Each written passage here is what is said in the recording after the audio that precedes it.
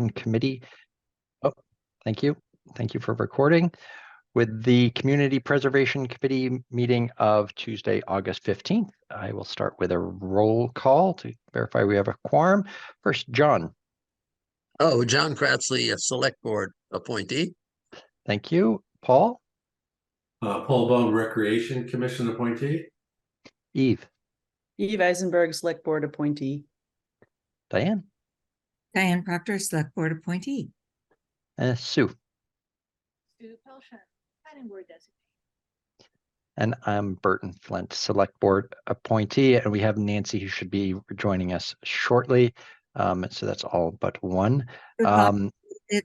Could Sue turn up her volume just a wee bit? Thanks, hon. Or speak closer to the mic, I guess, as it may be. Okay, thank you. Okay, so we have give me just 1 second. I sat down in front of my computer a few minutes later than I thought I would tonight.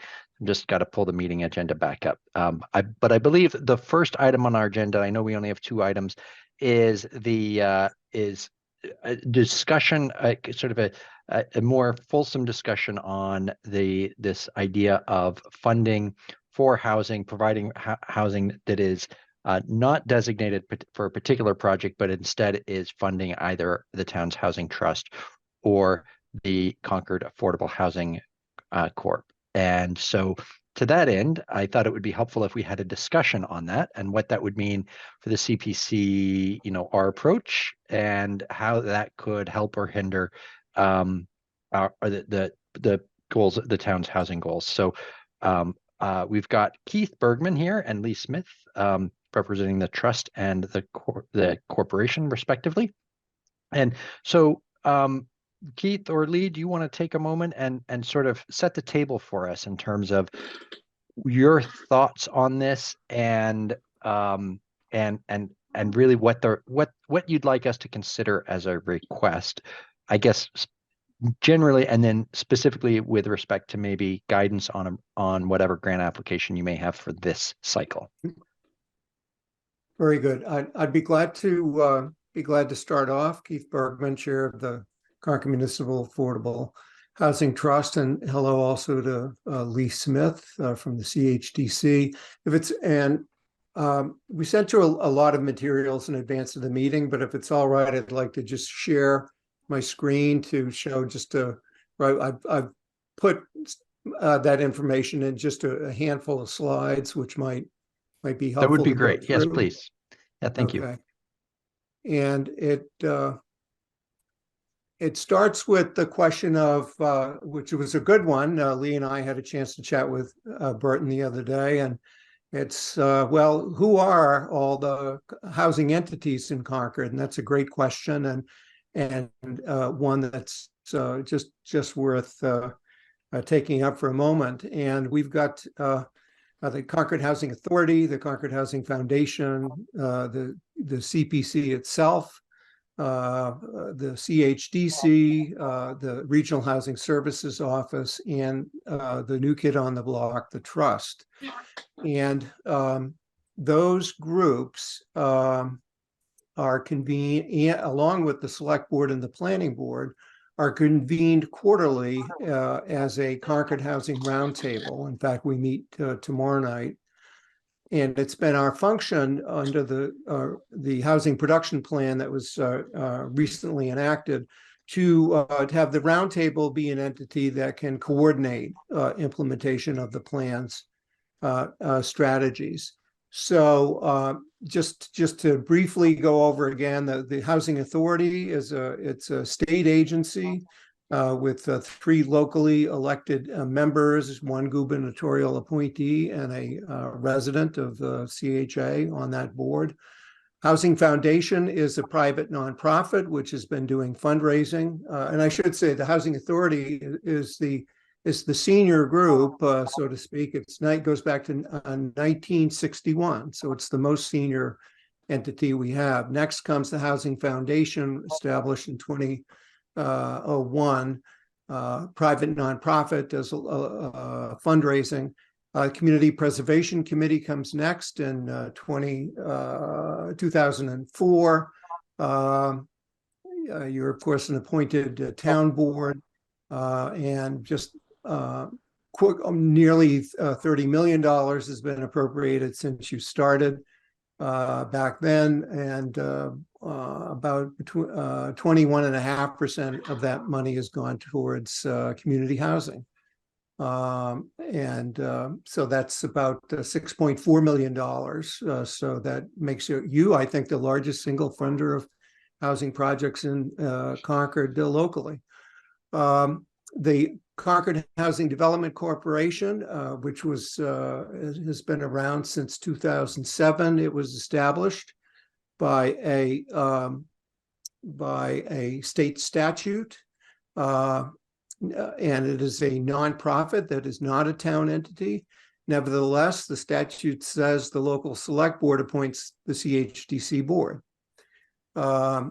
It owns two properties that are subject to our housing production plan. One is the Assabet River Bluff, the 1 acre that was acquired for 5 affordable units.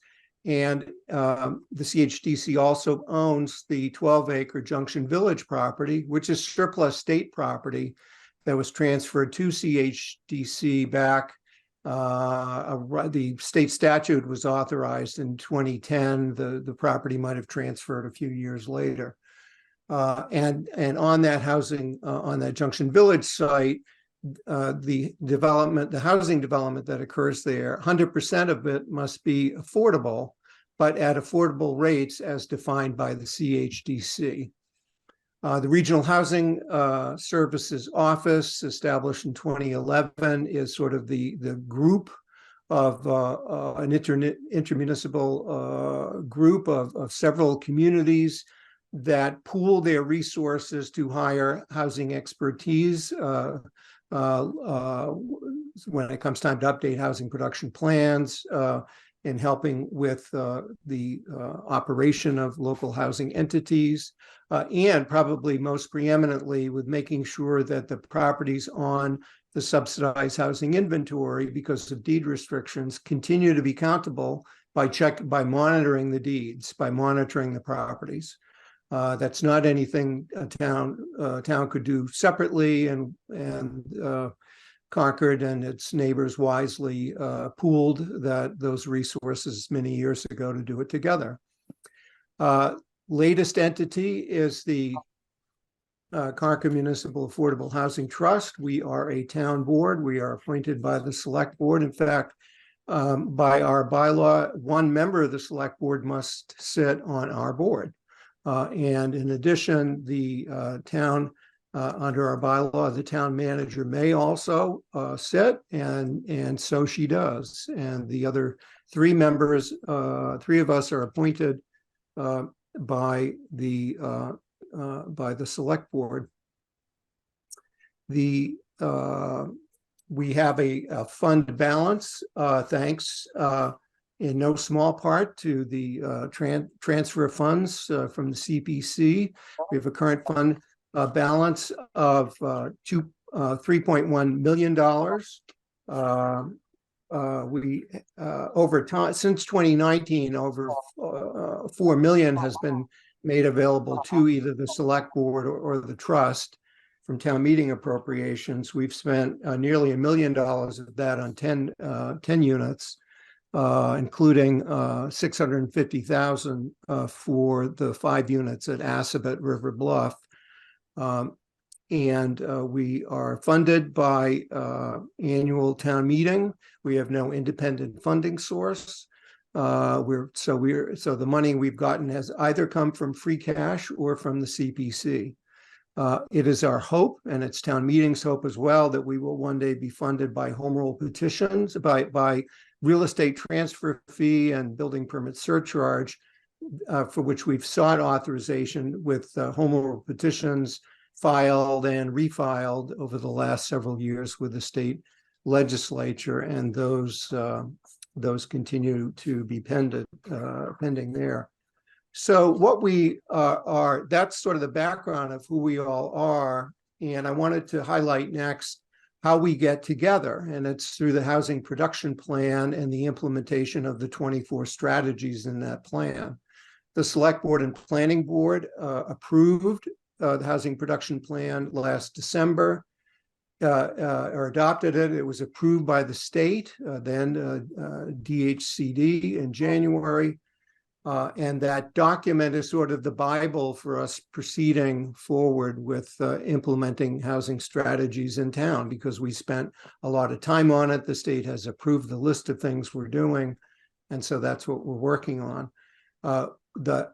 The housing production plan document itself assigns leads, various entities as either a lead or a supporter of particular strategies to coordinate their implementation. I sent you a copy of this document, and I'm going to do a zoom in on the strategies that produce housing, because one of the things that the trust has been working on this summer is to, in preparation for tomorrow's quarterly housing roundtable meeting, is to try to pull everything together that we know about which projects might be ready to go or in the offing for implementing strategies, production strategies in the housing production plan. And at the bottom of this slide is an excerpt of the worksheet that has been sent out to all the housing roundtable partners, including CPC, to summarize it. Things that are currently on our radar screen are Assabet River Bluff, proceeding with three new units, for which HDC is going to issue an RFP this fall. The Junction Village property, also there'll be an RFP going out, for which the CPC would like some pre-development assistance in the short term. The town has the opportunity to acquire a 1.4 acre piece of surplus state property at 91B Main Street in West Concord for less than market value if the Federal Highway Administration approves. It's currently MassDOT property. It was acquired along with the other properties that were put together when Route 2 was laid out, and the town is pursuing the idea of acquiring this property for housing development.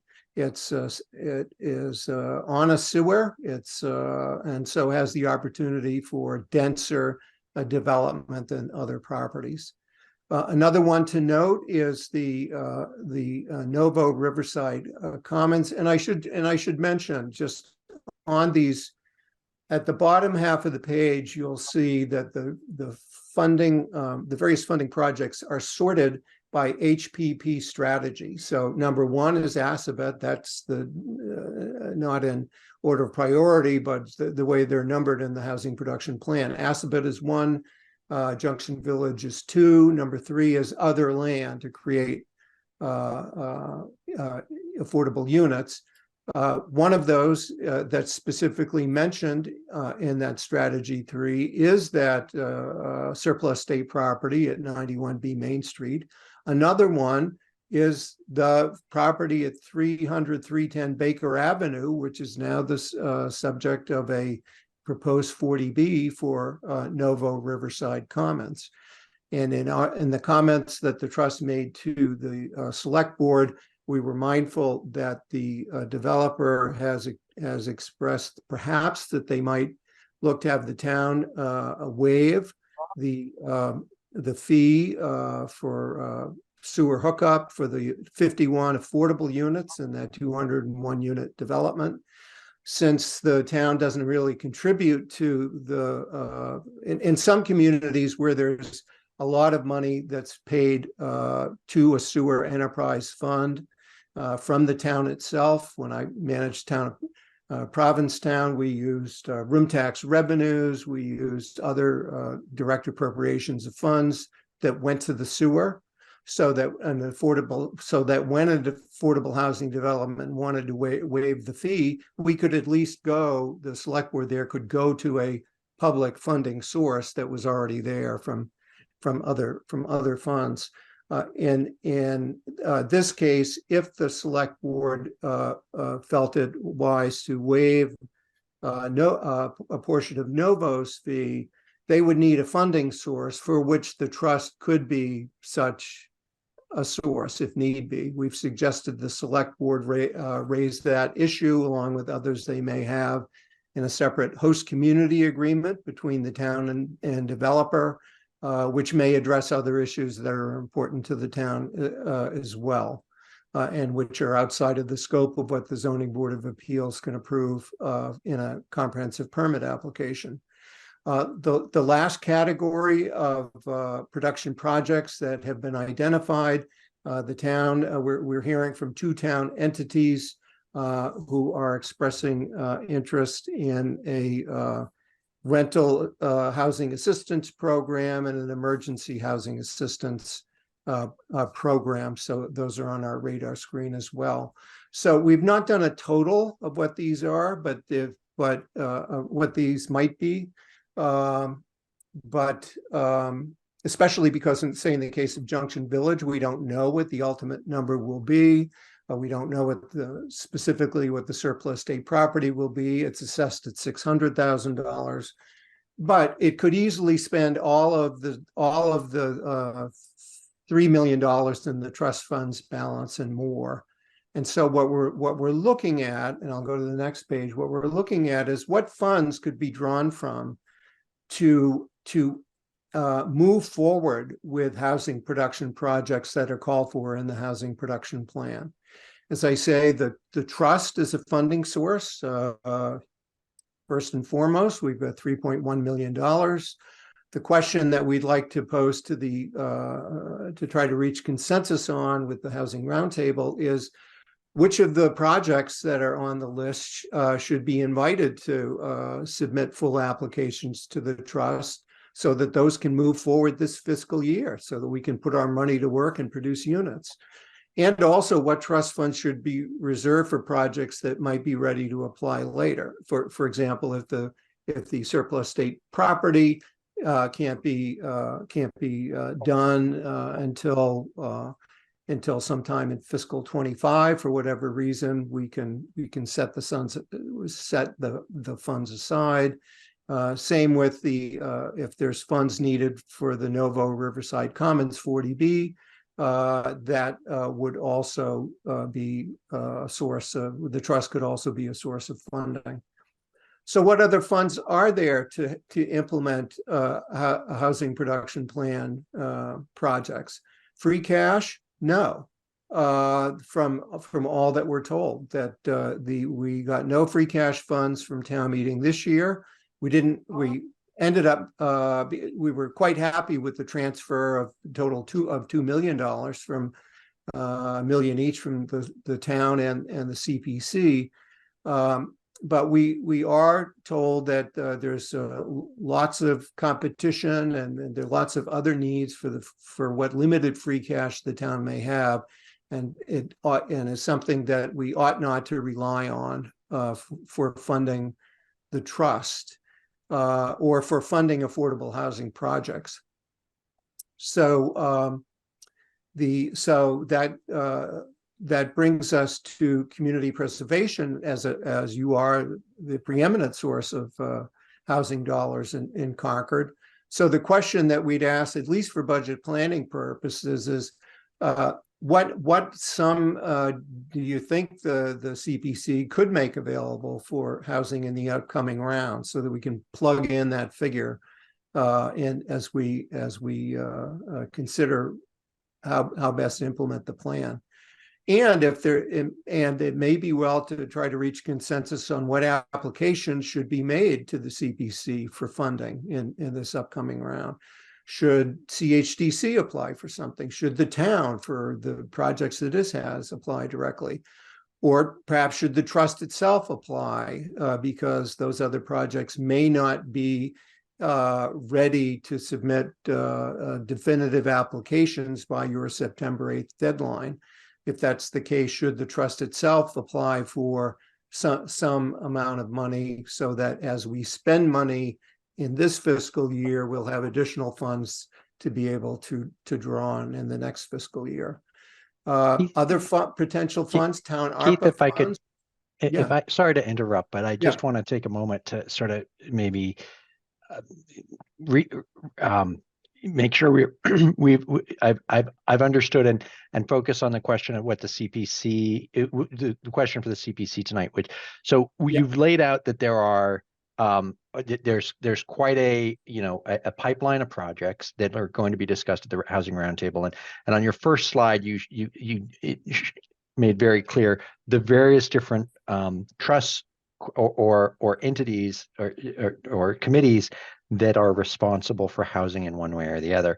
And I think with respect to the way the CPC operates is obvious. Everybody obviously is normally we receive an application, we solicit applications, we respond to those applications, and we do it within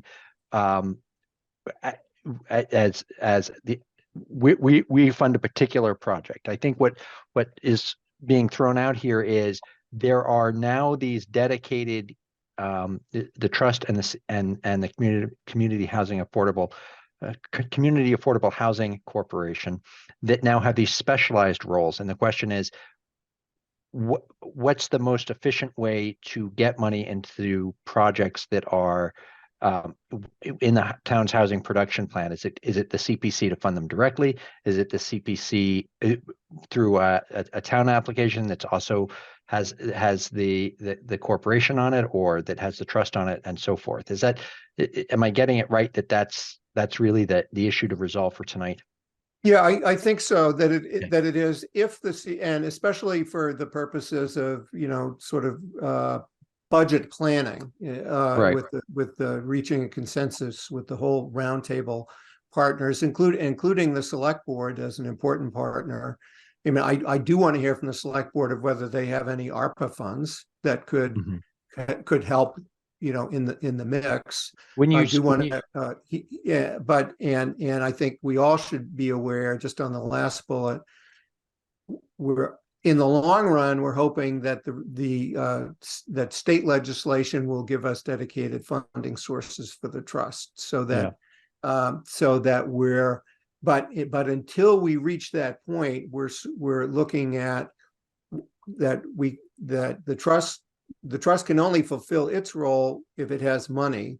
And so so we want to send the applications to the CPC that we all agree should be going there. Like, is it a particular project that's not going to need funds before July 1st?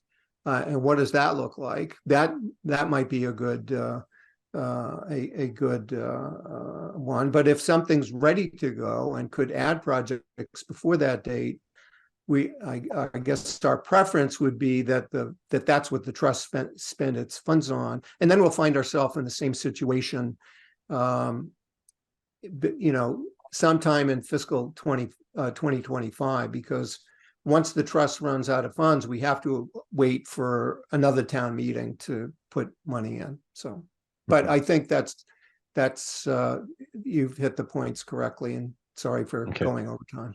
Oh, no, I just want to make, I want to make sure that for people that haven't been part of the conversation previously, that we know what sort of the questions we're focused on, which is funding for this round. And I guess when you say what sum can CPC make available, it looks like you're asking for direction on how much funding we think the CPC is going to put towards affordable housing generally. And then also, what are we comfortable providing a grant for? So almost all of our grants in the past have been for specific projects in the housing space, oftentimes that on a town application or joint application from the town and the corporation, but we made the exception in this last round to make a general grant for affordable housing purposes to the trust. So I'd like to get to discussion and the input of the board members. I want to just sort of facilitate the discussion. We touched on it a little bit, and I made sort of my preliminary thoughts known in our last meeting. But Lee, was there anything you wanted to add towards what you view the needs of the corporation are, or directionally what you'd want to know from the CPC? Sure, thanks. I'll try not to repeat anything that Keith has said, but from CHD's perspective, it should be known by your committee that CHDC has no dedicated source of funding. So we're really on an annual basis asking for money for usually specific projects. I don't think we've ever asked for affordable housing without a project, but it's important to understand that CHDC was created to be a separate nonprofit corporation outside of town government per se, notwithstanding that the board appoints our members, to enable us to operate as a real estate entity outside of the public procurement laws that public entities are required to follow. So the idea there is, if a property becomes available that we want to pursue, whether it's acquisition, development, whatever, if we have money available, we can act upon that at any time and not have to go through an appropriation cycle in the town, which can take up to a year, if not more. So the risk there is, if there is no source of funds, then those projects are likely to go by the wayside and be lost, the opportunities lost. So I think what we're talking about is, in this round, just from my perspective, an open discussion. Would you entertain an application from the trust that says it's just generally for affordable housing purposes? And if that was ultimately awarded, then theoretically CHDC could approach the trust for funding for a yet to be known project and carry on if that's approved.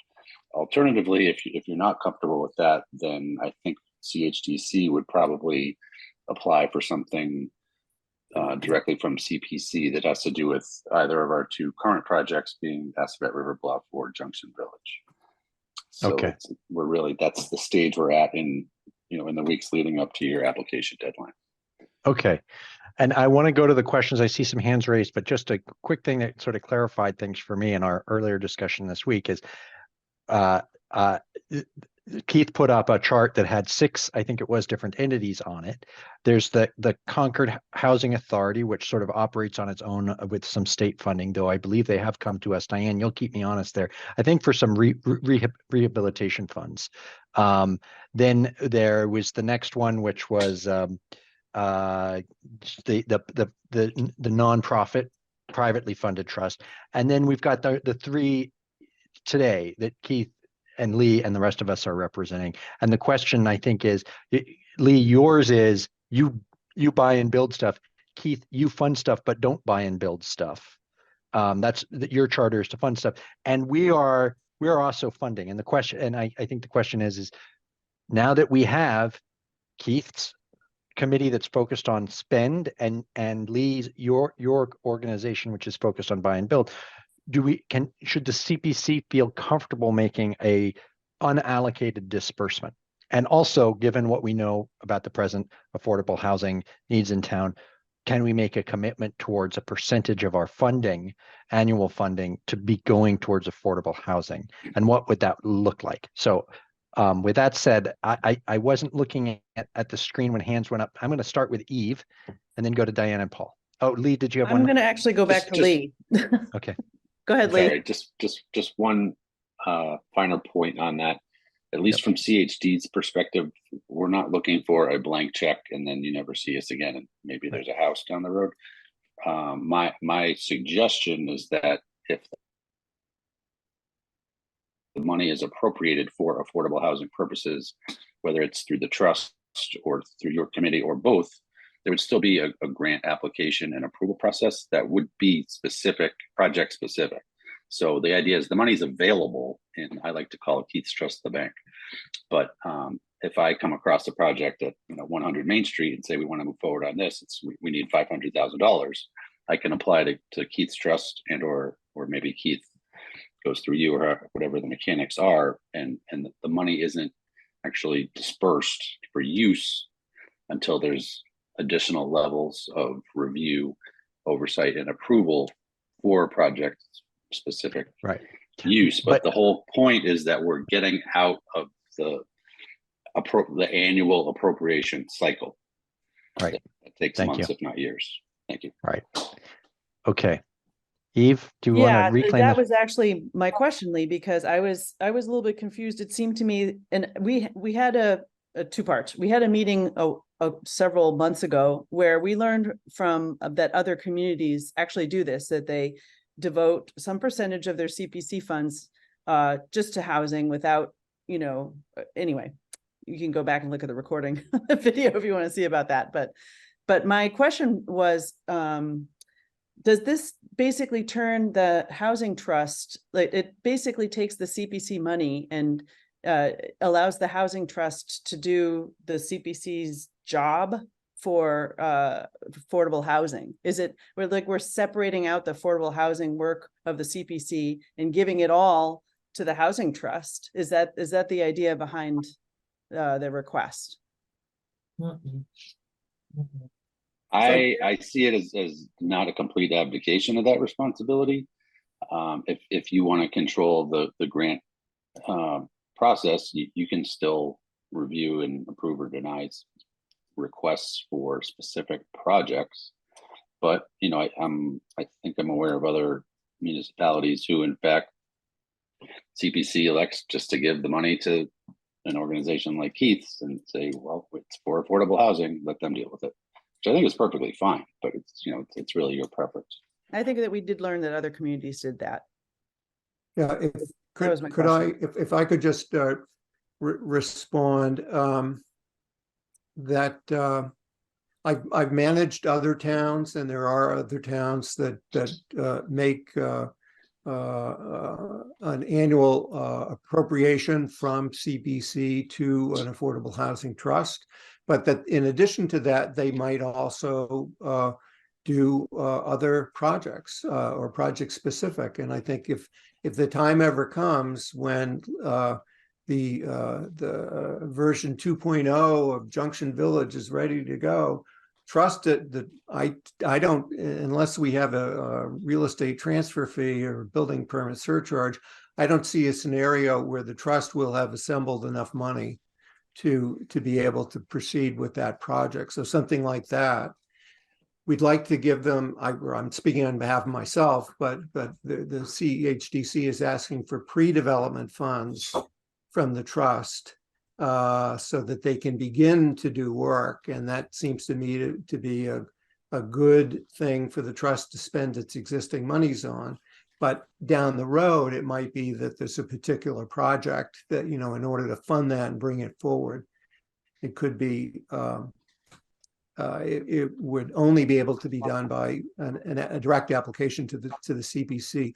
But even beyond that, and what is unusual, and I've not encountered it in the other towns that I've done affordable housing work in, but the Concord Housing Roundtable, which the housing production plan that the select board approved, that policy document essentially directs that all of those entities that I showed, select board, planning board, the CPC, and the 4 entities with housing in their name, all of those are to get together and coordinate and work jointly. And I'll tell you, the main entity that I'm making sure that I'm committed to making sure is involved is the select board, because it wasn't because when we failed to stay, when the housing groups failed to stay on the same page as the select board, it wasn't pretty, and it didn't move the cause of affordable housing forward. So we are. None of it, Lee's group and my group, we're not rogue agencies. We're part of the operation, and it's vital that what we're doing reflects the policy goals of the town. And I'm very happy that the Housing Roundtable now has the select board on there, because they weren't before and they should have been. The CPC should have been, wasn't a named member before, but it's important that all of those groups be there so there can be a group think. Here are the strategies that we've identified after a year-long effort to create housing. Who should be doing what? Take a step back. How do we move forward? Who should be doing what? What should the trust fund? What should the CPC fund? What's the timing? When is the money needed? And you get that from a cooperative discussion. And believe me, one of the reasons why the trust won't be a rogue agency is that we'll still need to come back to, CPC and the town for funding, and ultimately to the town for approval of a real estate transfer fee if it comes to that. So thanks. Diane. Actually, Paul was first, so he raised his. Oh, okay. Okay, Paul. Thank you. So I heard several different things here. It's a bit of a menu of different options. So our current way of operation in CPC is, as Bert says, very much application specific. My personal point of view is that over time, there's been a lot of funding of housing, affordable housing, 21%. And I'm not sure the system is broken right now. We've been very flexible. On the other end is I heard sort of kind of the grant. Ed, you've got some noise in the background on your end. Thank you. All right, Paul. This is sort of the open-ended grant. I wouldn't call it no strings, but it's basically have the trust of the money to point in the direction that they and the other Housing Roundtable members see fit. Then in between, and Lee sort of mentioned sort of more of a project-specific approach, which isn't kind of the shovel ready. We know exactly what we're doing, but at least it's pointed towards specific projects that are on Lee's chart, that are on Keith's chart. I think that is an appropriate compromise, if you will, which kind of maintains the project-specific spirit. It also acknowledges that CPC has several different priorities. Of course, housing being, a primary one. But for example, this year we know that there may be some big asks from open space or recreation, and that may happen from year to year. So I think we need to maintain the flexibility to move it around without having an open-ended commitment, but then on the other hand, maintain a robust commitment. So I think the middle ground is I'll call it a soft project-specific approach, which Keith, you and Lee are doing that kind of plan, so you know what's coming up.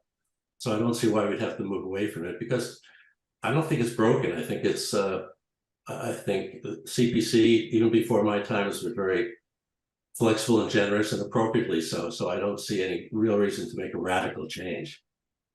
Thank you, Paul. Now, Diane.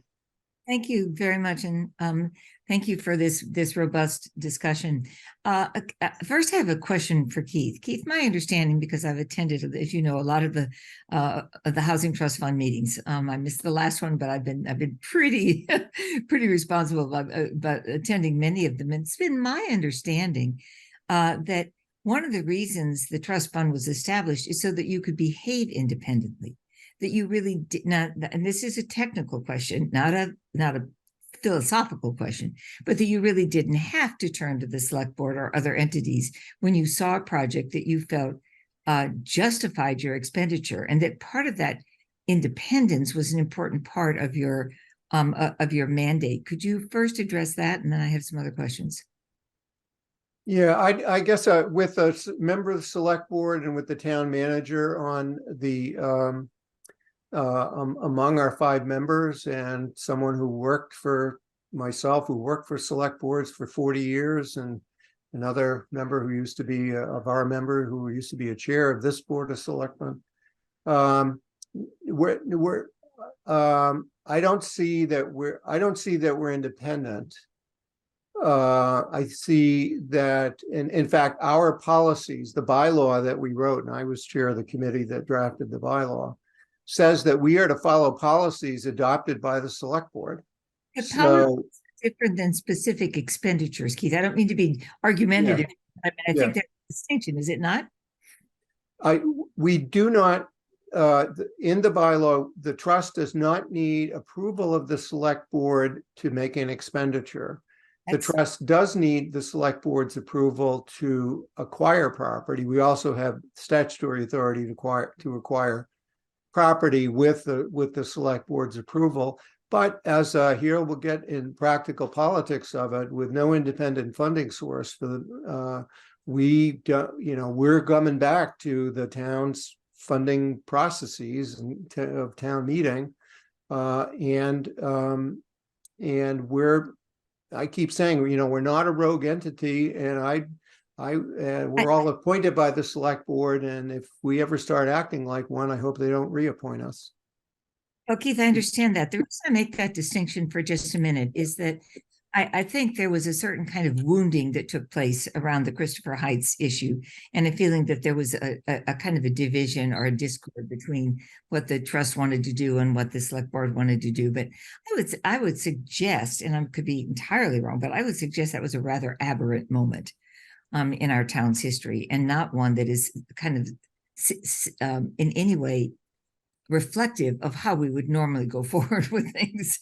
So, I mean, I don't really think of them as kind of adversarial relationships. I mean, I think the trust fund, by and large, reflects the very sentiments of the town. I mean, by the very membership and by the wisdom of that group that has been pulled together, whose tendrils and connections with the town are rich and vast. So I just want that technicality to be noted for just a minute.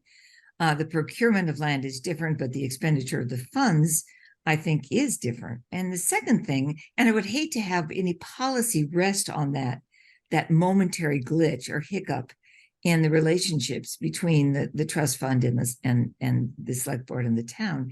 The second thing I would just say is that we have always, at least in my experience, we have always consistently spend at least 20% of our funding on affordable housing. Mm-hmm. And so I think that commitment is anchored deeply in the intentionality of the CPC. And secondly, what I think has characterized, by and large, with rare exceptions, the integrity of the CPC, not that any other entity wouldn't do the same, is the thoroughness with which we vet a project. And the care with which we look at every aspect of a project. We have an architect on board. We have a lawyer on board. We have people who are experienced with housing. We have, so we have a historical architect and somebody who knows, antique housing. I mean, in other words, we have an expertise. I'm the one that doesn't have it, but everybody else does. A broad expertise on our board, and so for that reason, I think that. There is a certain respect in our community for the adjudications and considerations we undertake. So the notion of just saying, well, of course, we'll just take 20% of it and scoot it over, I think would meet with some, I suspect would meet, because we'd have to take that to the town in any case, would meet with considerable query on the part of the town about how efficacious that sort of adjustment might be.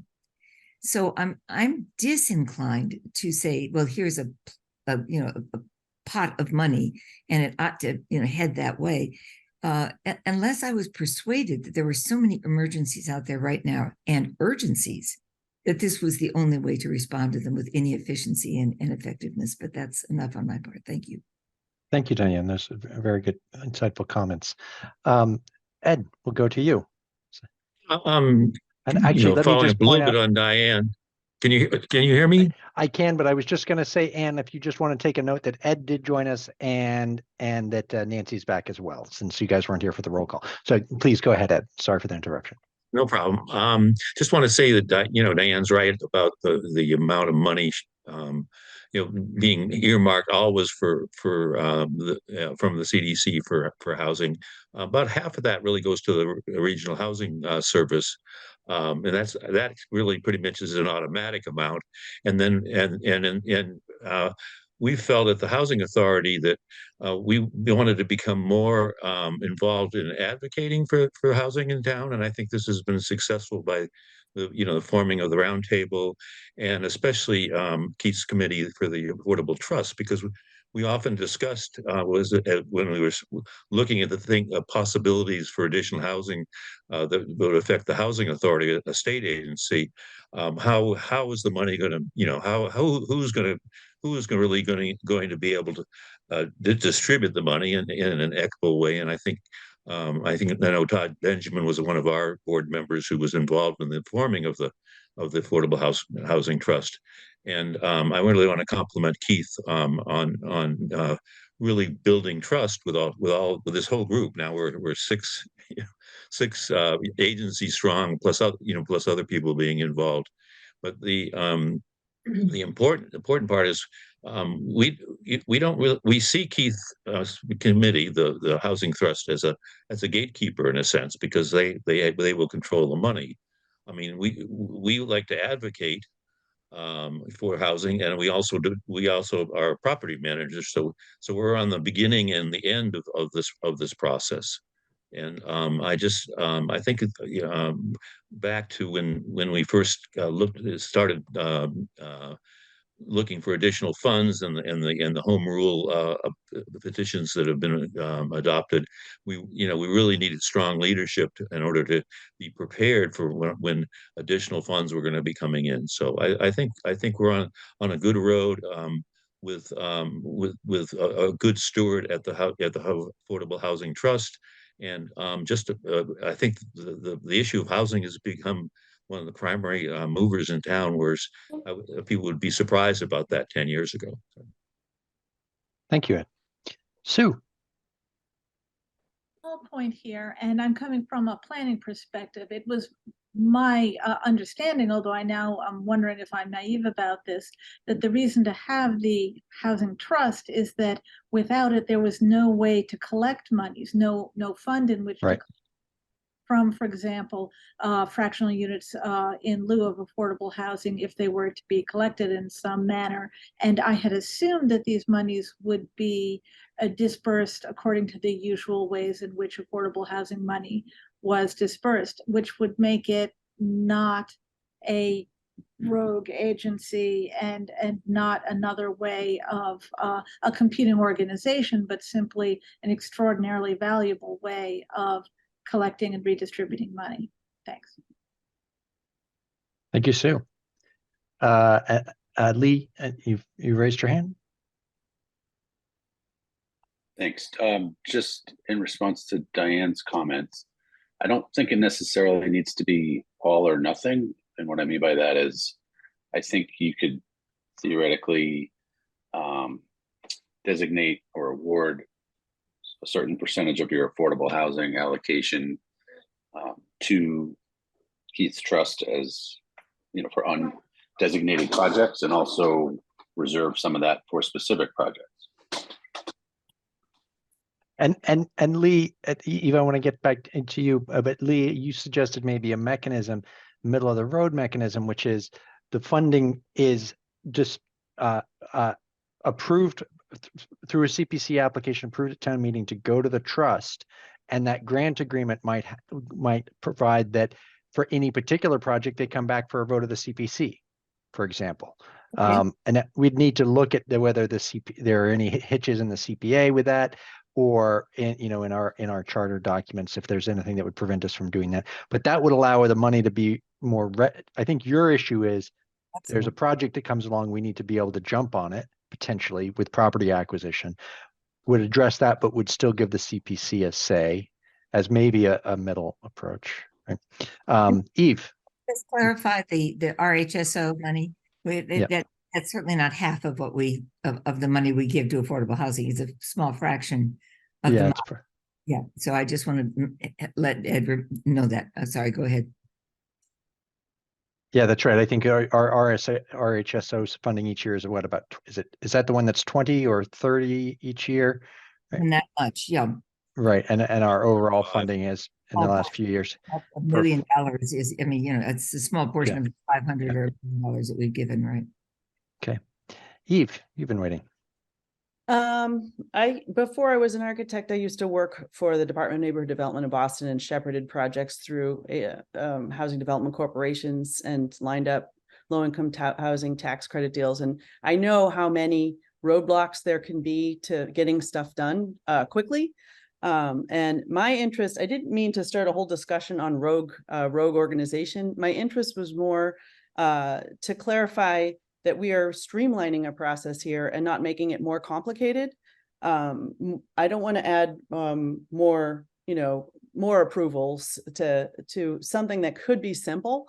And I wonder if Lee or if Keith might be able to outline for us a way, if we did decide to change the way we work and funnel some percentage of the money each year to the housing trust, is there something that we could easily cover that we could expect that money to go to regularly? That, I mean, we're all the same town. I'm not sure what just happened, but actually that's my question. Wow. Did somebody accidentally share their screen with us? It It looks was like me, that. and I apologize, but I didn't realize that I had the ability to share, so. Good job, Ed. Okay. I'd have a I'm- response to that question. I have to say the discussion, we're so glad that Lee and I can have this discussion with the full CPC, because we're really trying to see where, neither one of us is saying, well, we want necessarily the money to go directly to us. What we're saying is, what comfort level does the trust have? I mean, does the CPC have? Where would you have comfort giving the money to? And then whoever that is, that's who'll apply. If you're saying that you'd prefer to have a particular project and to have them give the finalized application, then it can be that way. I happen to think on some of the projects that you might see, they're not going to be ready every September. And so they will have to wait an extra year before they see the light of day. And what I've really liked about the discussion and the conversation is the idea of a middle ground. I mean, we can negotiate a grant agreement between which could be in what your recommendation is, that X dollars would be transferred to the trust to implement projects in the housing production plan, because that's the Bible, that's the universe of potential projects, subject to the CPC's approval of the project, so the money is added to. Let's take the example, if the money would be added to your account for expenditure, or taken from reserves to a place where you could spend it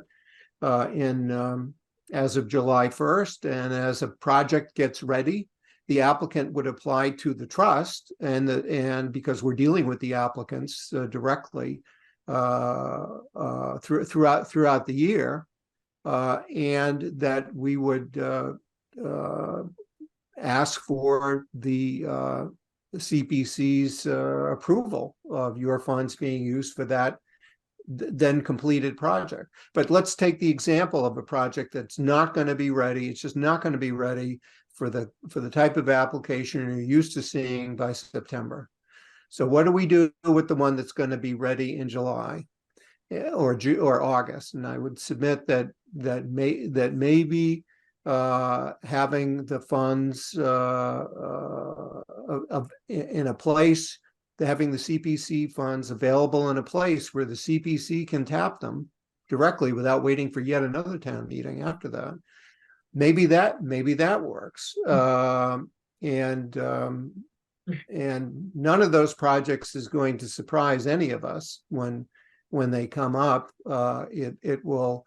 I would say that the project that's not specifically listed in the housing production plan will be might be some other project on some property, and we're all standing around and saying, well, of course housing should go there. And there's general agreement that it ought to go there. Then we'd have a mechanism to have the trust be pulling all the information together from the applicant and meeting with the CPC for approval. And in fact, I would see that as being a cooperative process throughout. That as soon as we find out about a project that's going to be ready to go with a full application to the trust by, say, August, you're going to be the first people we call to say, hey, this is a new thing on the radar screen that we need to work together on. It's just a matter of having the money available when it's needed and feeling comfortable about the way that funds are tapped and feeling and making sure that the CPC is involved to the level that it wants to be. Thanks. Maybe it's a new form of application that is for funds that have already been appropriated. A hybrid, not a town meeting driven application, but a project driven application. Paul, you've got your hand up again, and then Nancy. Paul, you're on mute, so.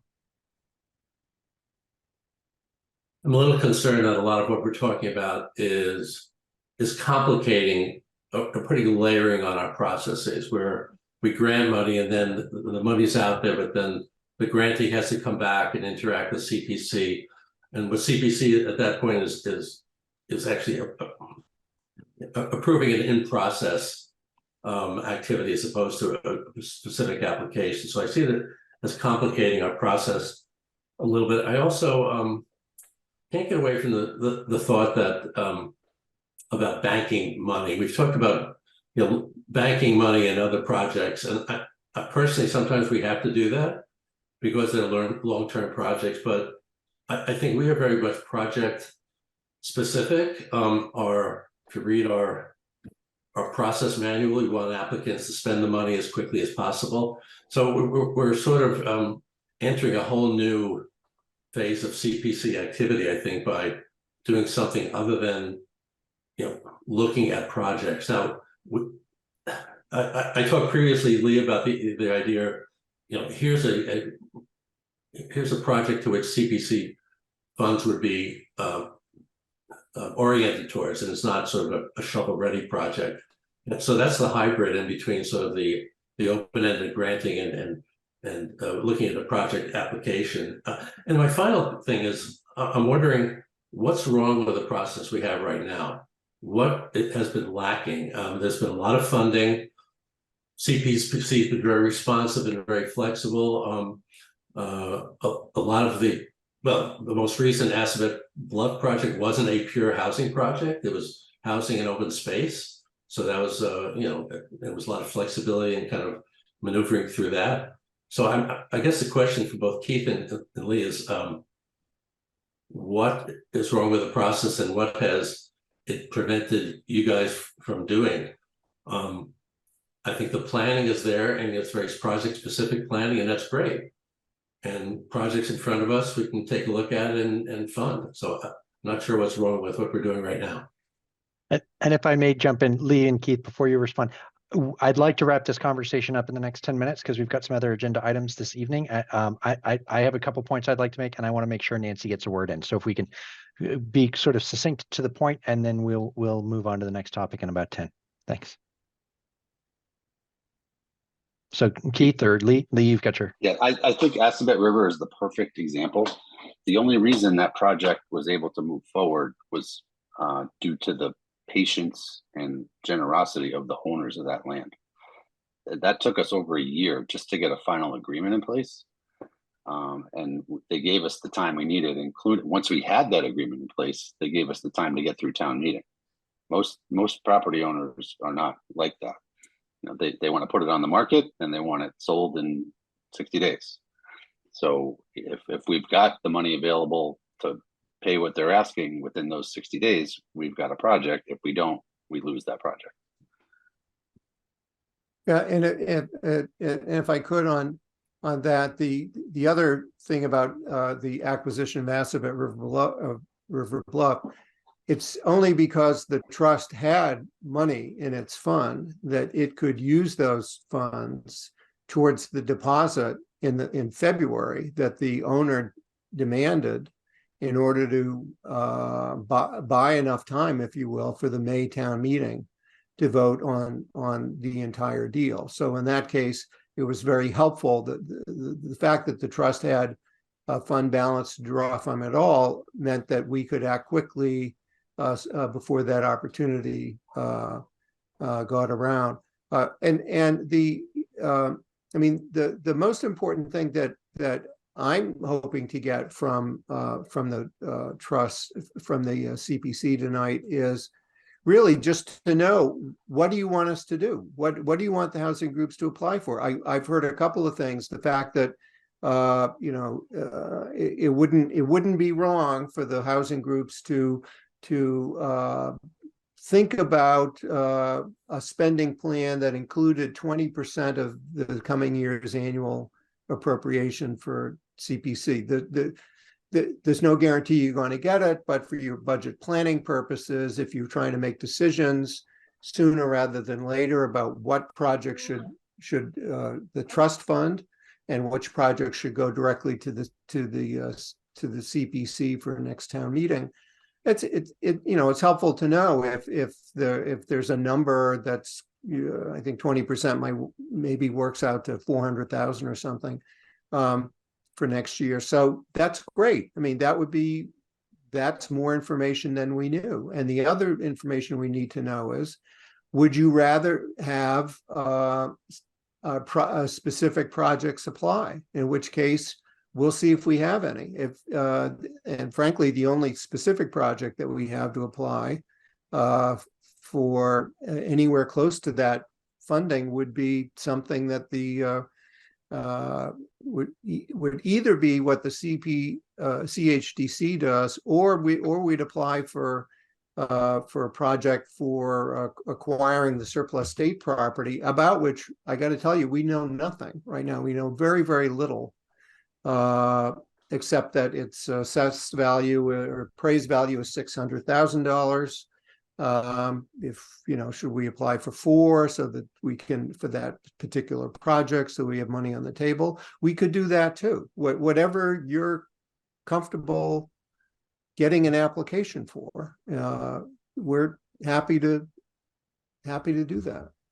Thanks. Okay. Nancy. This is maybe a simpler question related to some of the things that have been discussed already, but what's the dollar amount that would be effective and contemplated on an annual basis? I mean, what would matter? It seems to me if it's not a couple of $100,000, it might not add up very fast. What helps? It's 5 years of accumulation of a guaranteed pot of money for CHDC or whatever. How much annually is being contemplated? I think it's that annual accumulation that really is going to move the needle. I mean, we might get lucky and find a project that's small dollars and we can tap into other existing funds. But if you gave us $400,000 to put in Keith's bank, that's probably not enough to do a project. But the year after, it probably is. Yeah, but $400,000 might be close to what we spend on all of our housing projects on a year. It's I'm just making that number up, but yeah, I'm looking for what are we talking about in terms of earmarked allocation. That's all, and maybe we don't know yet. I'm hesitant to throw out a number. So Diana, real quick, I just wanted to jump in with my quick thoughts, which is, and Lee and Keith were kind enough to walk me through this earlier in the week. You know, I appreciate the problem Lee has, which is sometimes funds need to be available quickly, and that was very evident in the Assabet Bluffs project that benefited from a patient landowner and some significant outside funding for things like the deposits and things like that. And I'm also now aware, looking at that timeline on Keith's first slide, when the CPC was first took on the task for allocating money to housing, Keith's group and Lee's group didn't exist. We now have dedicated housing organizations, and that maybe when we talk about simplifying or streamlining, it makes sense for us to rely on the wisdom of those groups who are solely focused on housing projects. On the other hand, as I've said in prior meetings, I am very sensitive to binding future CPC committees with any commitments in one direction or the other, especially specific funding requirements. I don't really like the applications we get when we say, well, we'll give you a third now, come back for another third, another third. And also, as Paul raised, I don't like the way money ends up getting banked and sitting there. We like to fund a project, and while it takes 18 months, well, it takes about 9 months from the time somebody gets the application into us until they get a check, we want that money to be spent. So I could be swayed both ways on this. I think with respect to what would our action do to be in response to Keith and Lee this evening, I think it's one of two things. It's I wouldn't feel comfortable putting an amount out on the table in terms of what we would any kind of firm amount, because we don't have the remainder of the applications in front of us. We haven't had a deliberative process as a board in terms of what that's going to look like. I think you can look at our track record and see that affordable housing has become an increasingly large amount of what our funding is, and we're probably around 25 to 30% in the past several years.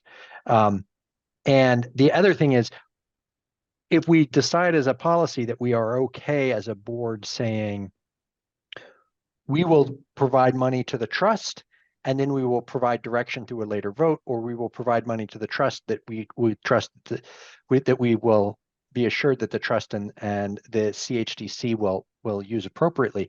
I think that that's simply a part of that policy document that we look at each year. We update and review sort of it's not a charter. And Anne, if you're listening and can weigh in, I forget what the name of that is, or Diane, it's a thing that we mark up at the beginning of each, or we have in the past, that would say, it's the sense of the board that providing this funding under the direction of the trust is an appropriate use of CPC funds. The last point I'd say is that if we take ourselves out of the process, and Eve, I know you were sort of a little oversimplifying, if we're removing ourselves from the process and giving the money, I'm also sensitive to criticisms that have been raised about the what the purpose of the CPC is. And people who think that the CPC is just a little, that our funding should come back under the purview of the FinCom, right? And that what value do we add aside from getting an increasingly shrinking portion of state funding? And so those are my thoughts generally on the approach. I think maybe just by a quick show of hands, I mean, does anybody feel like now is the time to provide Keith feedback on funding amounts for the year or general approach, or do we think that requires some more discussion? Diane? That was beautifully put, Burton. I mean, I just want to say that, Keith and Lee, we're right with you. We understand the complexities, and we understand the complexities of waiting 18 months sometimes for a project to get underway, or the lack of appropriate funds to forward something. But to this point, I think, and I think Paul has made this point as well. We've been good allies, and I love the fact that we're talking so much together. I mean, I think that you and Keith and Lee have been fantastic communicators, and over the Assabet River Bluff project, we really garnished a collective dialogue that has made a wonderful difference. And I think we can count on that dialogue going forward. And if you want to, both groups, I mean, both apply. apply for some grant money, apply for a specific project, and let us see what funding we have. We have been warned by Stuart Saganor that our funding may be more narrow this year than it has been in the past. And so I think that I am a little bit anxious about that as we go forward, particularly this coming year. So that's enough. Thank you. John, I see you've raised your hand.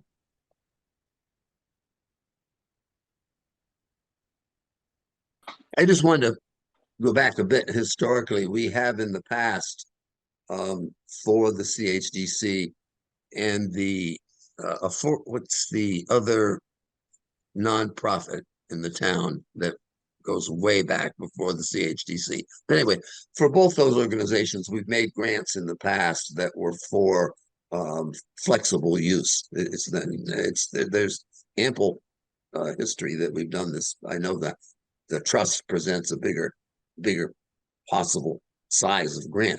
I think I agree with the general sentiment that we can't really decide about a overall free to use allocation until we see what our other competing applications are.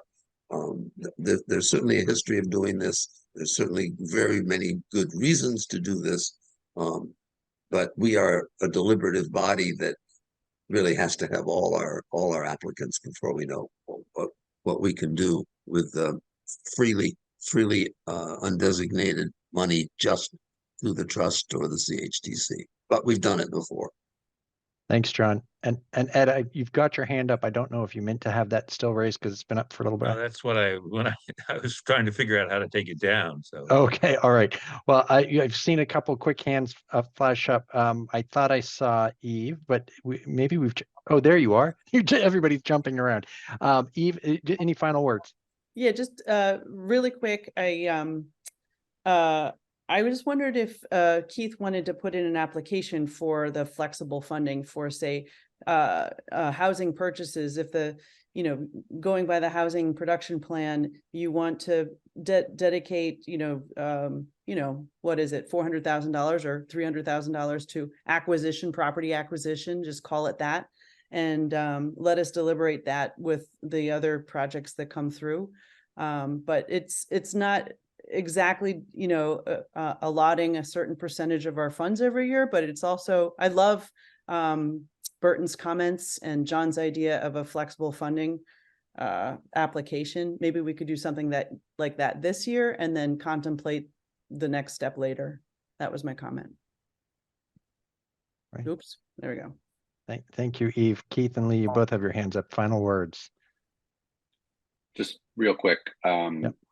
I'm totally fine with an application for property acquisition, that type of concept. My question is, if we submitted an application for, I'm making these numbers up, $500,000 for property acquisition, and you saw all your other applications and said, well, we can't give you 500, but we can give you 250. Is that something that you would do operationally rather than just we do that application because it's too much? We're very comfortable providing haircuts, Lee. Okay. Yeah. Lots of compromise. That's helpful. Yeah, Keith. Thanks again for the conversation tonight. I was going to say that there's no reason for all the decisions tonight or policy proclamations that this was an opportunity for us to hear one another's perspective. But my takeaway is, okay, I've still got a September 8th deadline. Why not submit an application and see how you feel about it when you're reviewing it, right? And see what other things are coming up there. But I didn't want to. But I tell you, didn't want to do that cold. I didn't want you to find out about that on September 8th, and you're saying, "What is this? Where did this come from?" And so I'm taking it as I have your permission and encouragement to submit it and see what happens. And that's good. And if Lee decides to do the same with one or more of the things that might be in his ballpark, fine. But my fond hope is that the trust can fund some of Lee's stuff to get them moving and not wait for for town meeting, at least this year. So thanks so much. It's been a really helpful. Thank you guys for joining us and walking us through that and the presentation. Keith, we'll see it, or I'll see you tomorrow evening. Tomorrow night. All right. All right. 7 o'clock on Zoom, the Concord Housing Roundtable. Thank you. All right. Great. Burton, sorry, Yeah. real quick. I was 90 seconds late. Did you already deal with your agenda item number 2 with our grant agreement? No, sir. I did not have Okay. the agenda in front of me, and I got it Okay. swizzled. So yeah, I'll stop we talking. need. You guys are not. You're not excused. Okay. So that was agenda item 2. Agenda item 1, which was to review and approve the grant application for Lee's Group, Concord Housing Development Corporation, the Assabet River Bluff Housing Pre-Development Project. So I hope everybody's had the opportunity to take a look at that. I will say that Sue provided a copy with some revisions, some edits, and some substantive as well as Scrivener's fixes, and those have been incorporated into a version that Anne is now prepared. So Anne, do you want to take the screen, and we can walk through this, and maybe put up the latest draft of this, and we'll go through it, focusing on the things that were. I think it would be helpful to focus on the things that were negotiated, because or revised, because this agreement is certainly revised more than most of our grant applications. And if you could maybe just I don't know, expand that. We can see 2 documents. Maybe there's either a delay. Okay, there we go. Is that large enough for most people on their screens? Yeah. Yes, if I can see it, it's probably large enough for everybody. So Except for me, who's refused to get reading glasses yet. Okay. So you've got the red, those red lines, and those represent the changes that came in from Sue. Yes, that's right. Okay. So let me first ask, I guess, just generally, I probably don't need to go through this line by line. Did anybody have any particular questions or comments on this? Okay. The only comment I had, well, actually, I guess I had a couple of comments. One of which was the requirement that they put up a partially funded by the CPC sign, a permanent sign. I like that we've put signs up around town. I think there's a lot of them, but I'm also very sensitive to advertising a neighborhood as being a publicly supported neighborhood. It being affordable housing being the implication, and I think that the housing should blend into the town as much as possible. And this is for these types of projects, it would be my preference that we're not putting a sign on it. Okay, I see a couple thumbs up. Yeah. I should probably not. Yeah. Several thumbs up, and we'll save ourselves what is always a surprising amount of money, about $500 for one of those nicer signs. So, and that is you brought. Sue has her hand. Yep, Sue.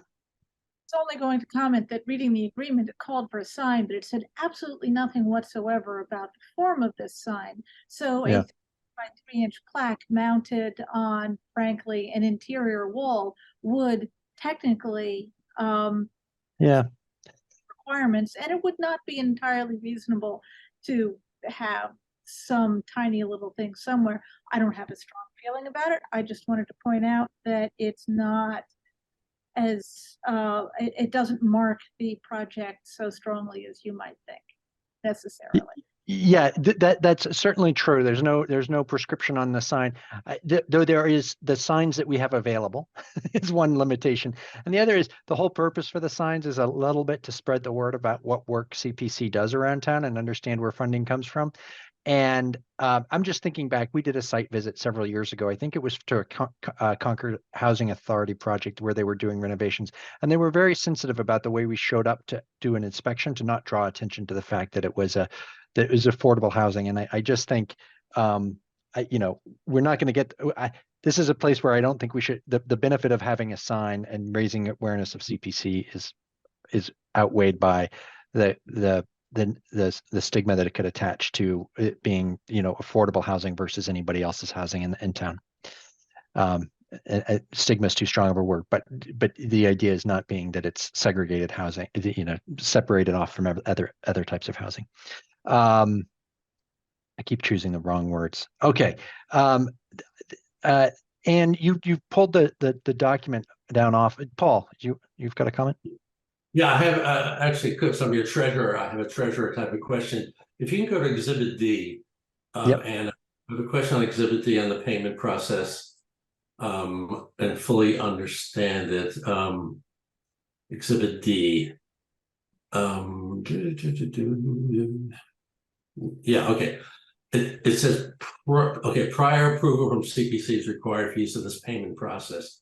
Has that been accomplished, or is that something we have to do? Is that coming up in front of us? And if so, can we put a time frame on that? Just trying to understand what that prior approval is intended to achieve. I had that same question too. I think that you would all need to review this as a committee and decide whether this is appropriate.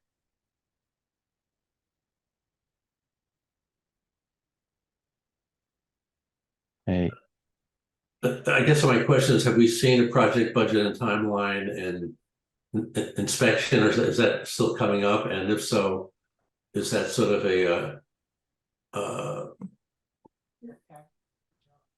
is this still valid and necessary? Just wondering.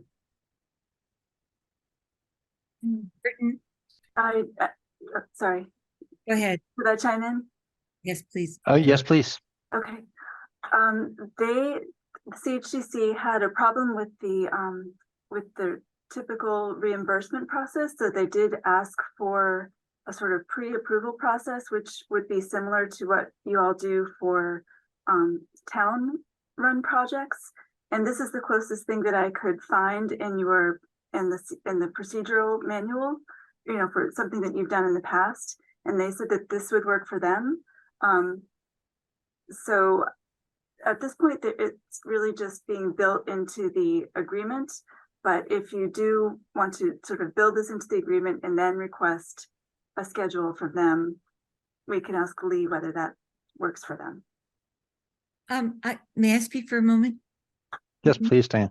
Yeah. It's my understanding that they've been very the CHDC has been very dutiful about keeping us up to date on this kind of project, and we've been knee deep in this project actually, really from the get-go. And my feeling is that this is the kind of thing we approve, with an understanding that they will continue to, as we know, when a project is completed or when it's partially true, we ask for updates on a regular basis. And we voted last year, I believe, to ask for updates twice a year rather than just once a year.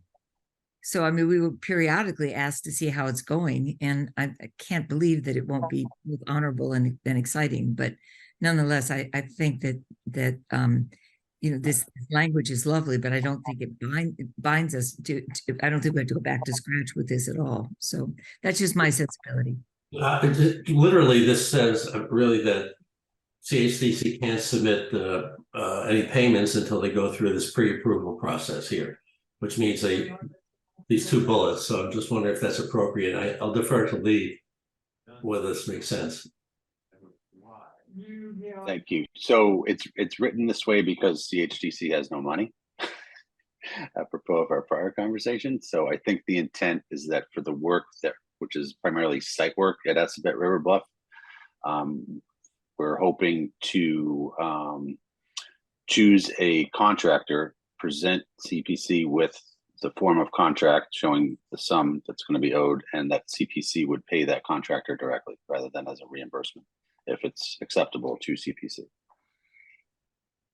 And that's the way most projects get reimbursed, at least in my experience and understanding. So, yeah, but this says they can't be reimbursed until these two bullets are achieved. If you go down further, it talks about once the awarding has been approved, then they can submit invoices for reimbursement. So I'm just saying it's a first step for us to pay the vendor or contractor. Right. And That's fine. And so project budget and timeline, Lee, that is being prerequisite number one, it sounds like you would be able to provide that prior to you having bills due to a contractor, correct? Yes. And Yeah. and I'm not exactly sure what the second one is about. A letter stating who will be inspecting the property on behalf of the awardee. Is that someone who's inspecting that the work is being done? The project inspector says it's got to be approved by the committee. This is new to me. That's not my language, so. Yeah. Okay, and so and that came from something prior that you'd seen an example of? I didn't introduce this. This was part of your existing plan. Uh-huh. The prior form of requirements that we've used for funding using this mechanism, is you're saying? I've been here just a year, and there was a CPC plan in place, and I did make edits to some portions of it, but I did not touch this portion. So when you say plan, you're talking about this form. Is that this process for payment for community housing construction projects? And this is a form that has been used, you're saying, by the committee before, or you're saying that this is in the CPC's I'm not quite sure where this came from. The plan. What is that the document that has all the directional language in it of how the CPC operates? Yes. Okay. So Lee, do you anticipate having a project inspector, and that would be somebody who would be designated and hired by a third-party funding source or by CHDC, project architect or other professional? Do you anticipate having that? I don't think we've considered that. The work that this money would go for is just tree clearing, installation of utilities, drainage, that type of infrastructure before the actual house construction begins. If you'd like us to include that, and it could be our existing engineer or architect, I think I'd rather prefer to avoid incurring an additional expense, but I think we could find someone on someone's team to satisfy that the work was done properly in accordance with what we are asking to be paid for. It seems pretty flexible in terms of who that person would be. So somebody should be paying attention to it. So one of these, is that a problem? I think we could show maybe some form of, maybe as-built plans isn't technically the right word, but I mean, the trees will be cut down. Anyone can see that. And for underground utilities, we could produce something that shows where they were put in and what they are. However you'd like it. My only purpose of bringing this whole thing up is because as your treasurer, I can't approve payment until those first two bullets are met. And if you just scroll up a little bit, and if you're okay with that, Lee, number one, the project budget and timeline submitted. Number two, a letter stating who the inspector will be. If those are submitted, then we can start reimburse that. So that's what it says literally. But just to be clear, it's not going to be a reimbursement. We're going to be asking CPC to pay the vendor directly. Right. But if it's utilities, maybe it's a town electrical inspector or building inspector, whatever the appropriate person is, hypothetically. It's a different issue. So I'm just want to make sure that we don't add something that just drives additional costs, but that whatever the purpose of this language, that I'm sure there was some wisdom in putting this together by predecessor. Is anybody? I mean, Burton, I just wondered if Lee ought to have another chance to go through this document, because even though it's something we've used in the past, he may need it adjusted for his particular type of work that's going to be done there. And if he takes time to look at this again with us, and we still have not seen Sue Felsher's changes. I'm not sure when our next meeting is, but I'm just wondering if he ought to have some time to revise this document to his needs. We need some time to see Sue's changes. Well, Sue's or change, whether we, yeah. Go ahead. Sue's changes are reflected in the form that's being displayed on the screen. Those are the red lines. I don't think Sue had any changes to this exhibit describing the funding mechanism. And I do know that Lee, you've had some time. There's been a lot of back and forth on this.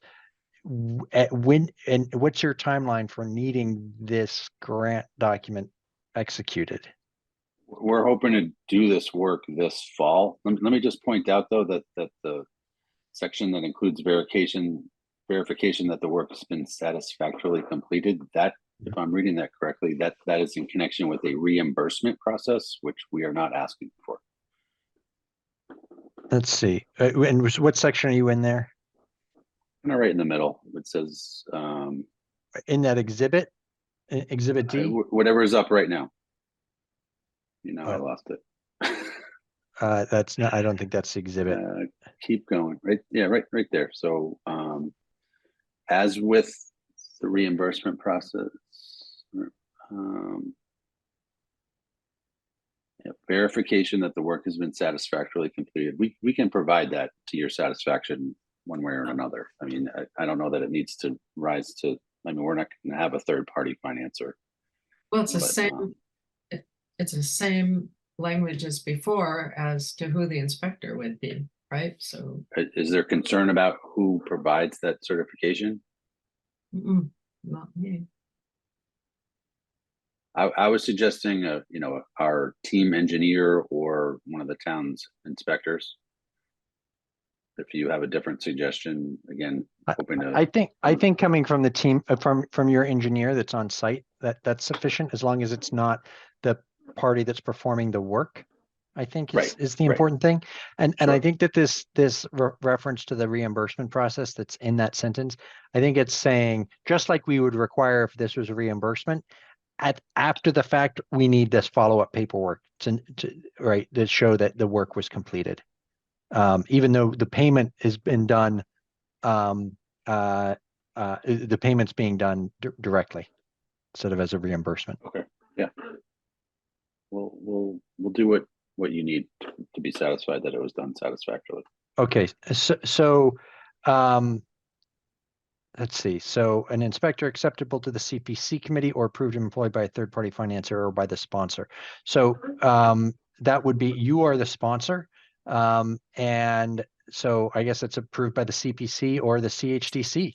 I don't think there's a third-party financier, though that could conceivably be the trust, I guess. I can commit to coordinating with the CPC on who it is that will verify. Okay. And then I think with a bullet above about the letter stating who will be inspecting the property on behalf of the awardee, I guess that should probably be the same person. And so if you just want to designate that that's your site engineer or what have you, I think that should be sufficient. Paul, would that satisfy you as the one who's got to meet these requirements? Yeah, I just want everybody to be aware that we have to jump through these little hoops and help Lee do that. And okay. Yeah, I think that's fine. I just want to raise the those little nagging issues. Got it. We have to approve the project inspector, which seems to be pretty automatic, but we have to do that. Okay. No problem. Yeah. I'll go Sue, then Linda. So a couple of things. I wanted to point out that the edits I provided were actually quite small, and I think we would have time to run through the document and have Anne just point them out and have people see if they're okay with them. They're generally speaking about wording, but people should in fact see them. But in addition to what's reflected in this document, I have two other questions. First of all, Exhibit B is empty. Is that correct? It's just a title and a lot of blank pages.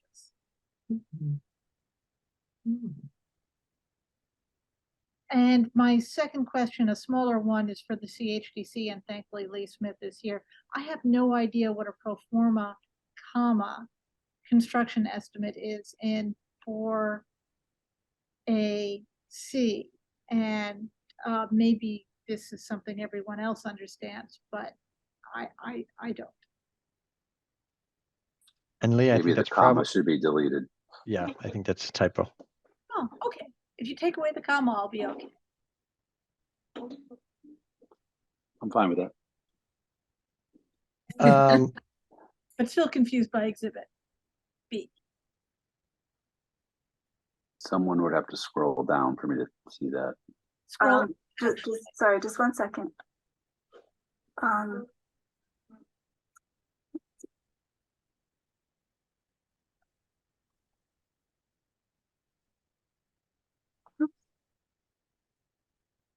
Page 8 is what you're looking for.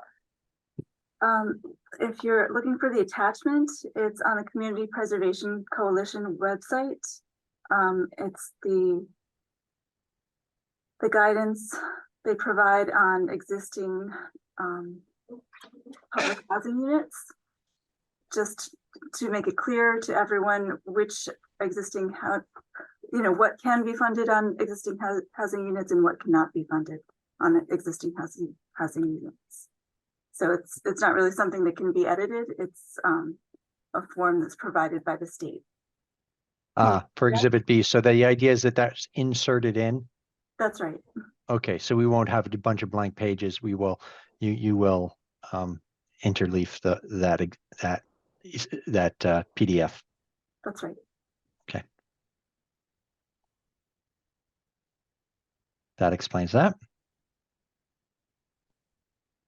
Okay, shall we then, I think it would be prudent, as Sue suggested, actually, I'm sorry, Linda, you have your hand raised. I do, thank you. You may have reached a resolution in terms of this discussion. I guess when Lee talked about it may be the town engineer and not wanting to incur additional funds for the inspections, etc. It's my understanding that the department will do interim inspections. They're ultimately going to have to approve that project anyway, in terms of the utilities and other site work that may need to be done. And so it may be worth talking with somebody like town engineering department, or better yet, Elizabeth Hughes, who has the overview of how she has to go to the various departments to get certain things done. Just a recommendation. Okay, so Lee, is that something you want to do? I'm happy to talk to Elizabeth in her office. When I said engineer, I was referring to our project engineer, but I'm happy to use anyone in the town. I think for the utility work, I think someone in the town is going to need to sign off on that work anyway. Yeah. And if there's drainage or something that maybe doesn't need town approval, we can arrange for that through other suitably professionally accredited folks. Okay. I presume there's a site engineer that you guys, I mean, yes, you've got Stamsky or somebody that's just doing all this. Yeah, our engineer is ultimately responsible for submitting the PRD application, so he's been with us from the beginning. Okay. I mean, it seems to me, especially since we're talking about site work, I mean, of course, the town is going to come in and make sure it was done correctly. But for purposes of saying, verifying that these funds were used properly, I think your professional engineer that is verifying that they moved the dirt in the right places and put the utilities in the right places, I think that should be more than sufficient for the CPC. That's my view. Rather than, going to the town for, public works who may have looked at the road, the way the road was laid out versus, CMLP who may have looked at utilities and the like. I think that it would be best to just designate the one person who's your site engineer. That's my thought. Do whatever is your preference. Okay. Anne, do you want to run up so that we can just take a quick look at each of the changes that Sue provided so that maybe what we can do is go ahead and get this voted on and move it into the done column. So this is John. These again, it's just the redlined items that Anne provided. The point here being that it's the design and the development, but this is not actually doing the development. This is designing the development. That we're doing site work, but we're not constructing. So I think that was the purpose of that. Right. So. Changed will to shall.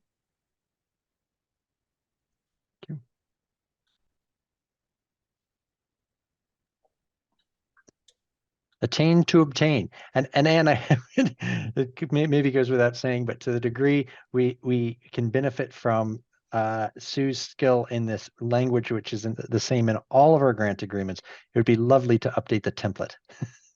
May I go back to the will and shall for just a moment? Yeah. Sorry. Thank you. Thank you. Affordable housing restrictions will be placed and shall be placed. Sue, could you elucidate us on why you made that change? Yes, it is because will in this particular circumstance is a prediction about this thing will occur, but shall places a requirement on grantee that affordable housing restrictions shall be placed by grantee. Whereas if we say will, there's merely some expectation that this thing will happen, but who knows when it will happen or who will do it or whether it will even occur at all. Thank you very much.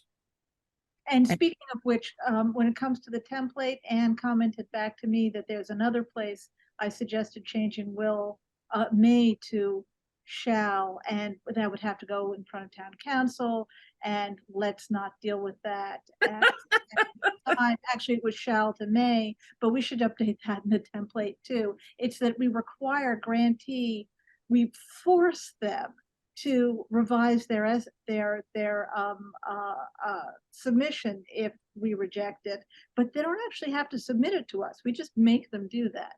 So, you know, but let's not deal with that tonight because town council would have to get involved. We'll do that in the future at some time. Thank you so much. Yeah. This Okay. Require grantee to revise the request and then not require them to submit it. But again, we're not doing that tonight. Okay.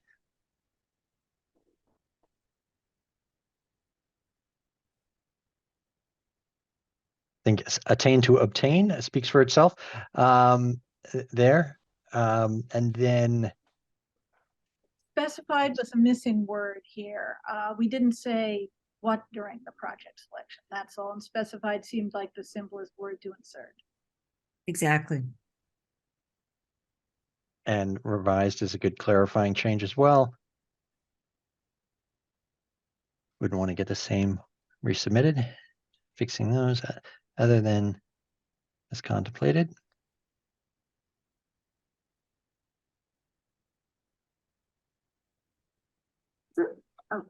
Great. And Sue, did you have anything else in the exhibit? Down in the last exhibit, continue scrolling. I actually didn't insert vendor or, but I clarified, we didn't say who the committee was. So it's CPC, now we say CPC. Those are really great edits. Thank you. Thanks. So, Burton, you said some were substantive, but I don't see any debatable substantive changes. Well, okay. I will say I'm changing will to shall is a substantive change because it changes. Okay. And I'd say attain to obtain is All right. is a meaning, a change in meaning as well, as opposed to just a missed word or a misplaced comma. Okay. So I think we've got an understanding with Lee in terms of what that inspector is. I'm ready to approve this. If I will maybe go ahead and make a motion. Yes, Diane. You can't make a motion because you're the chair. So I move that we accept this motion. I move second. to accept the grant agreement. All right. All in favor of approving the grant agreement with CHDC as revised with the comments we saw on the screen. Diane, what say you? Aye. Sue, Aye. Paul. Give me a Paul, you're on mute. Aye. All right, thanks. John, Yes. Eve, Yes. Ed. Aye. Thank you, Nancy. And I'm in favor as well. So that approves that, and now we just need to get it signed. All right. Well, Lee, thanks for spending an hour and 45 minutes with us this evening. We very much appreciate it. Thank you for your time and robust discussion. I appreciate it. You bet. All Do you right. need me for the roundtable discussion item or? I don't think so. No. Okay, I'll be there. We'll see you then. Yeah. Thanks, everyone. Okay. Thank you. Have a Bye. good night. The next item here is just a review of our upcoming fall schedule. And you put this on, just want to bring this to people's awareness. Or was there anything we need to revisit here? There's nothing that needs to be revisited. It's just Okay. So we've got this. Have we done the assignments for the site visits, or is that coming up? Well, we Don't we- can't do that until we get the project. We have to see the projects first. At least I thought the order was we see the projects first and then we. Yeah. You got to pick one you like and one you're.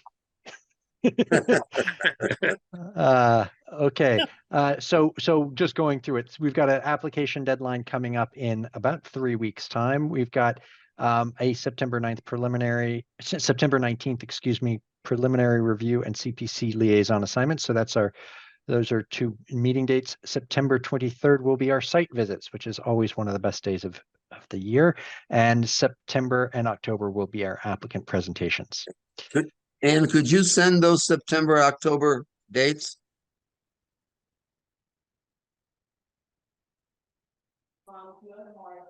sorry. Yes, they're up on the website, and I can send them.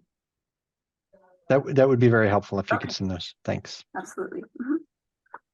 Which brings us to other business, one of which is the housing roundtable discussion tomorrow. I think we got a pretty good preview tonight from Keith. I think the whole idea is to create more coordination between all the stakeholders in town, of which, as he made clear, there are a number, so that we don't have, people working at loggerheads on various projects. So I think, and maybe Anne, correct me if you think I'm wrong. If we get a quorum, we will need to essentially open. Do we need to open a meeting of the committee, or are we all there in a non-committee status? I've always been a little confused on that. Oh,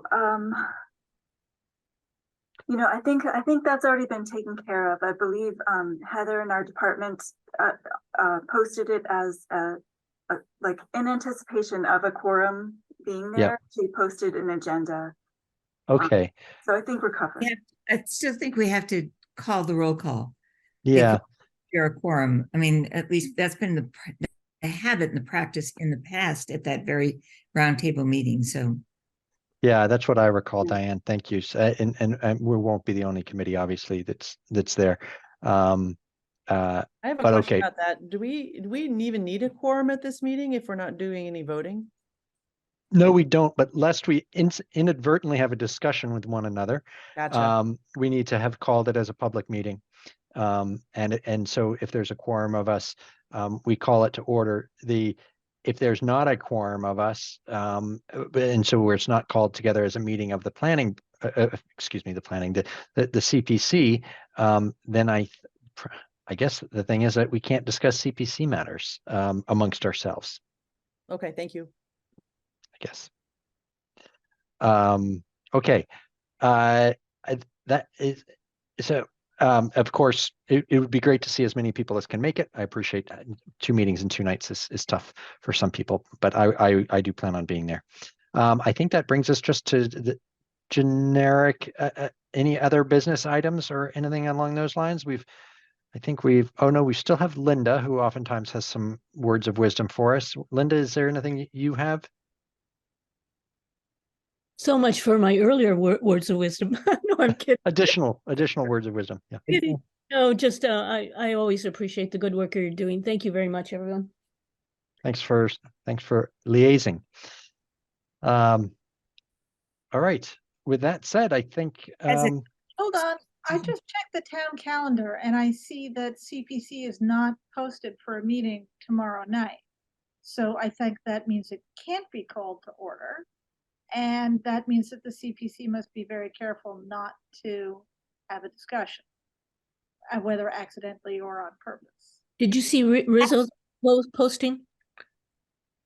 Because I think she listed every one that she could anticipate. Okay, well, I'm viewing the town calendar on the web, and all I am seeing is for the 16th is the parade committee, the housing roundtable, and I think if you pull up the housing roundtable agenda, they may have listed all the committees. That's what she's done in the past. oh, well, if I were a member of the town wondering when the next committee meeting was and I didn't see it posted that way, I'd be very upset. But as long as it follows state law, then it's legal. yeah, I'm looking at that agenda right now, and what it does is it says call meeting to order, introductions by individual board, and it's looking for an update from each board on housing production goals and lists all the boards, including CPC. Yes, So- and I do see it lists it, but boy, that's a flaw on the town website, which is not our business. That is somebody else's business. This is true. There we go. Okay. When I went on the website for the agendas and so forth, it was listed under the CPC. Oh, was it? Yeah, they said April 16th, and then underneath was tonight's immediately April 15th. That's why I was a little late. So, Oh, let's see. So Wednesday, April 16th, Concord August, Housing maybe? Rent. Sorry. Yeah, I'm looking at August. I don't see that, Ed. I'm seeing just I'm seeing the Housing Roundtable, North Central Climate Challenge Coalition, and the Parade Subcommittee for tomorrow. Oh, I think I saw that as the first item on CPC's website tonight when I was opening the agenda. So I don't know what happened to it. I'm almost certain I saw that.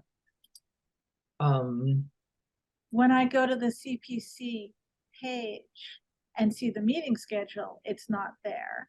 And when I go to the planning board page and see the meeting schedule, it's not there. I think it's on minutes and agendas. That's where I found it.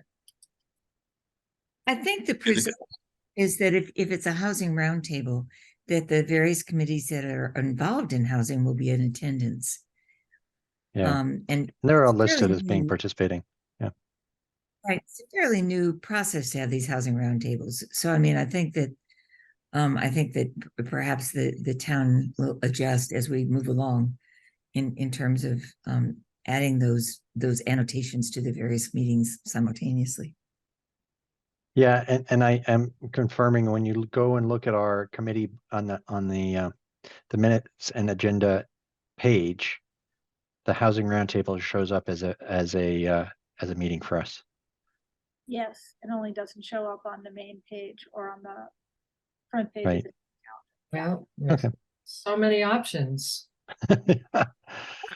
Okay, Would you entertain a motion to adjourn? I would, John. Yeah, thank you. I So second. moved. All right, and we have a second.